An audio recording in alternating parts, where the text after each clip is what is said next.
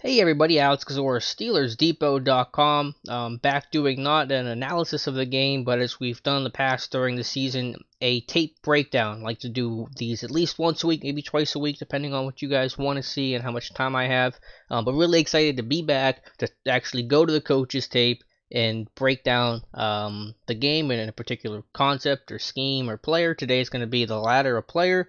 I know I try to keep this intros pretty short because you can already tell what it is based off the title. So today we're talking about TJ Watt, and by far the best player on the field for either side Sunday against Cleveland. A 3.5 sack game. He got the first sack taken down from a full sack to a half sack, but still a fantastic game. We're going to get into 5 plays that showed why he was the best player on the field Sunday. So first one here, Watt's going to be lined up as his new spot, the left outside linebacker spot. First 2 clips here are going to be his run defense, because the run defense was equally as strong as the pass rusher. So you're going to get this wham block here from the Browns, which is new under Todd Haley, for whatever that's worth. A wham block where the tight end that's motion is now going to down block and kind of surprise Javon Hargrave here. Get the wham there. But here's Watt working against number 88, tight end Darren Fells, who's obviously a tight end, but a big blocker and a big guy. And Watt's going to be able to have the vision on the ball, shed the block, and make the tackle on Carlos Hyde. That ends up being a pretty critical tackle there, because if Watt doesn't get off that block, doesn't make that tackle, you're one-on-one here with Edmonds, with the safety rotation being a little late, and Jarvis Landry doing a nice job to come down and crack Sean Davis, who probably didn't play it super well. But again, here's Watt. Just vision, be able to shed, and then make really a one-arm tackle in the hole on Carlos Hyde. Trip him up. I think that went for a 4-yard gain. But again, if Watt's not able to make that tackle, if he doesn't have the vision, the technique to get off the block, and the ability to finish, it's one-on-one with a safety, and it's anybody's guess. Maybe Edmonds gets him, maybe he doesn't. So a really nice play there early in this game, with about 11 minutes left in the first quarter, and a really nice display of vision, technique, and ability to finish from TJ Watt. Okay, I'll go through it one more time. We'll get to the next play.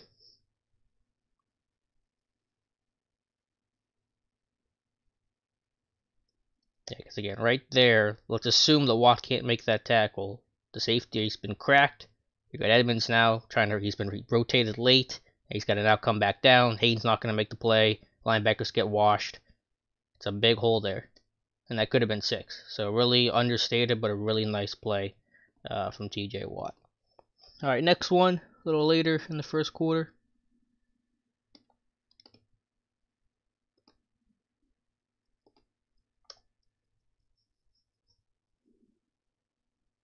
Get Watt lined up, head over I think it's a tackle eligible, unbalanced or extra lineman that came in. The extra lineman coming in 71 here. Again, just similar stuff. Vision on the football, staying square, shoulder square to the line of scrimmage. I'll show it here. I'll stop it here. Vision on the ball, shoulder square, and then just a quick swim over the extra lineman, and then make the tackle finish. Really good technique there from TJ Watt. The run defense was just as good as what he did as a pass rusher, and obviously what he did as a pass rusher was awfully impressive. Vision on the football, defeat the block, make the tackle. Really textbook stuff there from Watt. I run it through 2 more times. I'll go slow motion here. I know sometimes you guys like to see the slow motion vantage point. Again, Watt on 71. Vision on the football. Swim over. Tackle goes flying. Nice form tackle. Drive the feet. Make a play. And one more time. Then we'll talk about some of his pass rushing, because obviously that's the big gaudy number in the box score. But a really good play there. Almost a stuff at the line of scrimmage. Kick over here to the second half. Starts things off, first play of the second half with a sack. 3.5 on the day for him. He really gave the Browns a lot of fits and some bad matchups here. This is just taking advantage of a matchup. Again, working on Fells at tight end. It's an outside linebacker and a tight end and pass protection. That's a win for the defense, clearly. Watt takes advantage of him, even with the wide set, having to go wide. Nice rip under of Fells. Finish the play. Good bend, be able to turn the corner. Working on Fells. Again, dip that shoulder, make yourself a small target. Fells can't get a good push and ride you upfield. Gonna rip under right there, rip that outside arm of Fells, turn the corner, good hip flexibility, work upfield. You're beating the junction point. You're going flat to the quarterback. You're not getting ridden up wide. Or you have to try to come back down. Quarterback can't step up. And then a good finish. I'll show from the aerial view one time, because that sometimes helps a little bit just to kind of see the way he works the arc. So Watt there, flat to the quarterback, meeting him at the top of his drop, and finish the play. I'll go slow motion here, and then we'll run it through one more time after that. And working on Fells. Bad matchup for the Browns, but you take advantage of that matchup. That's what good pass rushers, what good teams do. Rip through, bend, flatten, and finish.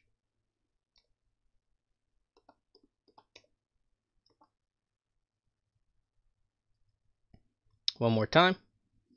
And again, it's tougher for Watt. I'll actually show him one more time because it is such a wide alignment. They're aligning the tight end with an extra wide split here off the right tackle. And I'm not 100% sure what the reason is, but I'm sure one benefit is that you're going to try to force this outside linebacker really even wider. I mean, it's really an extra gap beyond where a tight end usually lines up. Usually the tight end's going to be, with the same spacing next to the right tackle. So imagine it's really an extra gap or two that Watt has to defend.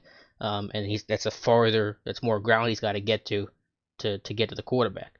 And he does it clean, and this is really nice. I mean, you got to win that rush clean, because if you got to take some time to try to work through the tight end with all the ground you have to make up, probably not going to get there in time. And he finishes the play. Okay, two more. One more is a pass rusher.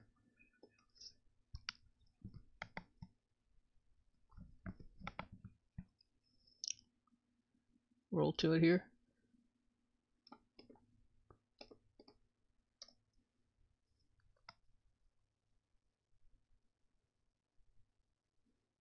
Okay, Watt. Again, left outside linebacker. They did have his hand on the ground a little bit, kind of that, just softly putting his hand on the ground. Do that a lot with Chick. He'll really line up as a true defensive end with his hand squarely in the dirt, because he's got that defensive end background playing there at Miami. But again, this is really just an effort play. They're getting the chip with the running back and the right tackle. Got to go through both guys. Got Duke Johnson help set the edge, not letting Watt get wide initially. Fights through it. I mean, the dude's turned sideways at this point. Most guys are going to be out of the rush at that point. You're just not going to be able to recover and win in time. But again, getting himself square. The hand use is really nice here. A nice swipe. Knock the hands away of Chris Hubbard, the ex-Steeler. Again, turn upfield. Flat to the quarterback. And finish the play. That's a lot of effort, hustle, and desire. But you also see that technique at the end right there. Being able to knock the hands away. Hubbard gets a little overextended. Take advantage of that. Flatten. And finish. I'll run through it slow-mo, and then we'll watch one more time after that. Getting the chip from Duke Johnson. It's going to mess up a lot of rushes, mess up the plan entirely. You're just trying to win however you can. Right there, knock the hands away. See how he swipes the hands away. And immediately turn upfield, flatten. Good bull rush there by Bud Dupree. I'll watch that if I can. There we go. Dupree converting speed to power, although I really haven't studied this side of the ball. I don't know what the left tackle's doing here. He's giving up all the ground in the world on this play. I mean, he's backing himself up into the quarterback, so maybe that's not exactly a great bull rush from Bud Dupree. Just the tackle being a rookie. That's the rookie left tackle Desmond Harrison, and take advantage of the opportunity there. All right, last one to look at. We're gonna look at the field goal block in overtime. It was a little tough to tell on the TV angle what happened, and it's still tough to tell here, but I think the end zone view from the All-22 gives a better look than anything I saw on TV, just being able to kind of see how Watt won and how close it was. It looks like it definitely that he got a piece of it here. But Watt lined up here. And again, just really good power. I mean, you're seeing the leverage and power he's able to get. Really terrible job the Browns did on this field goal block. Field goal protection unit, I guess I should say. But I'll run it through a couple times because I know it is tough to tell. I'll let it run through the whole way here.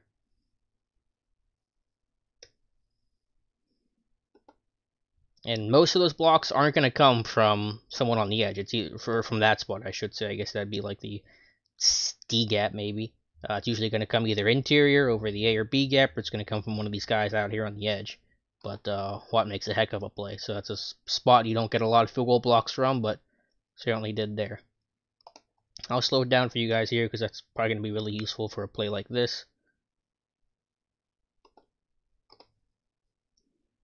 Again, just convert and speed to power, and right, I'll probably go back on it because it's a little tough to tell if I can pause it just right. But again, creating leverage, getting under the tackle there, running him back, really nice rush, and then the awareness to stick the hand out, get square, get your hand wide.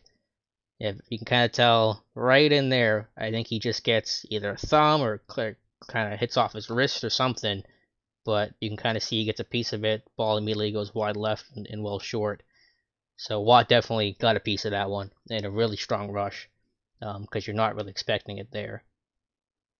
Because Danny Smith, and he's talked about it before. Danny Smith studies over what gap does the field goal generally go over. It might depend on the hash or the situation, but usually there's a tendency of, okay, the kicker always kicks it over the A gap or over the B gap, so we got to get our hands up in this gap because that's where the ball most likely is gonna fly over.